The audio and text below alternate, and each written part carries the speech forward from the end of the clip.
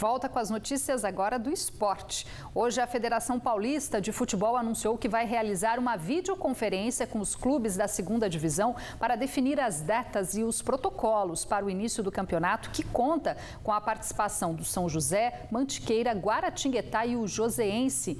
Informações com o repórter esportivo Pedro Souza.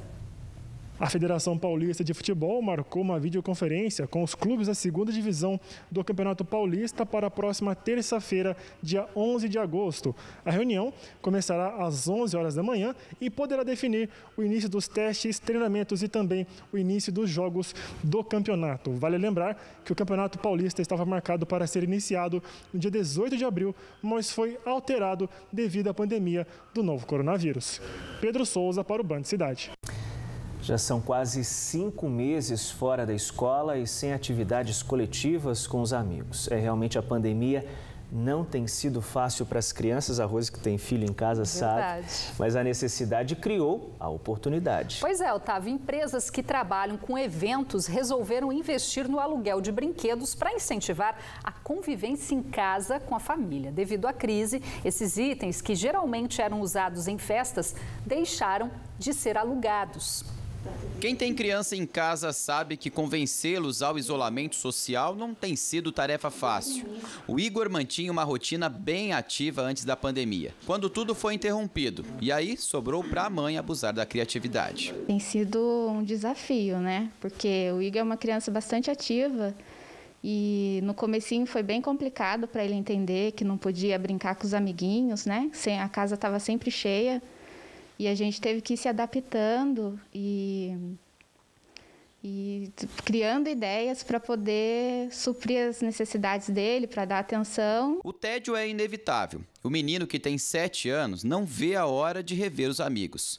Além de cumprir o expediente de home office, a mãe do Igor também tem que ajudar o filho na tarefa de casa. E não é que ela teve até que aprender alguns jogos no celular? Ele ensinou a gente, né, a jogar para poder acompanhar ele nos joguinhos, que muitas vezes ele não quer brincar sozinho. Em meio a tantas adaptações na rotina, a Rita já havia esgotado praticamente todas as alternativas para manter o filho Igor em alguma atividade dentro de casa. Isso mesmo, eu disse quase todas. A cama elástica foi uma ideia que veio para poder divertir ele um pouco, né? Distrair e sair um pouco dessa rotina aí de ficar dentro de casa. A dona da cama elástica é a Elisa, que antes da pandemia trabalhava com aluguel de itens de festa e vivia sempre com a agenda cheia. Mas com o setor de eventos paralisado há 4 meses, os materiais têm ficado guardados na caixa, assim, sem uso. Foi em junho que uma mãe ligou para mim falando: eu queria muito alugar um pula-pula para o meu filho porque é aniversário dele. E daí eu falei: não, tudo bem, eu levo sim, sem problemas. E aí surgiu a ideia de montar esses pacotes, né, para final de semana ou para semana, para as mães ficarem mais entretendo as crianças mesmo. Eles com certeza agradecem. Tem hora que eu canso, daí eu sento aqui, jogo um pouquinho, vou na cama elástica. Às vezes eu pulo, eu faço algumas coisinhas, faço manobra.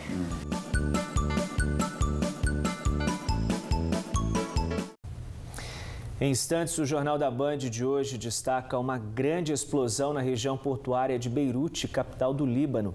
O governo libanês já contabiliza mais de 50 mortes e quase 3 mil feridos. Segundo as autoridades do país, a explosão ocorreu dentro de uma área que armazena materiais altamente explosivos. O impacto da explosão pode ser ouvido a 200 quilômetros de distância. Nós conversamos com um empresário que vive há 32 anos em São José dos Campos, mas que parte da família dele mora em Beirute. Ele contou para a gente os momentos de preocupação com os parentes que vivem no Líbano. Infelizmente tem uns tios nossos que moram perto da explosão, no capital, e ele estava no Beirute, na cidade do Beirute. No momento que aconteceu essa explosão, se tinha parente, está conversando com eles toda hora, todo momento sobre essas tragédias. É uma tragédia fora de comum, ninguém esperava.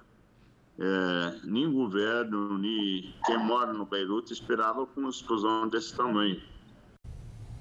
Felizmente, os tios do Khaled ficaram apenas feridos e estão todos bem. Outras informações na nossa região amanhã, a partir das 6h30 da manhã, no Bora São Paulo. Boa noite para você. Uma ótima noite para você. Até amanhã.